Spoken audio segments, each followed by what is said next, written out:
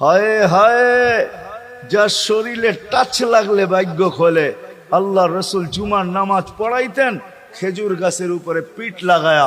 ওই সময় মেম্বর ছিল না, কে জানি কোত্থেকে মেম্বরের প্রযুক্তি শিখা আসছে। আইসা বলছে, ইয়া রাসূলুল্লাহ, মেম্বর বানায়া দেই। আর কতদিন দাঁড়ায় দাঁড়ায় খুতবা দিবেন? মেম্বরে উঠবেন, বসবেন, খুতবা দিবেন। তো মেম্বর যখন বানায়া দিছে, আল্লাহ রসুলেরও পছন্দ হয়েছে। দাঁড়ায় দাঁড়ায় আর কতদিন খুতবা দিব? মেম্বরে পা রাখতে দেরি, শুকনা খেজুর গাছ বাচ্চার মতো কানতে দেরি করে নাই।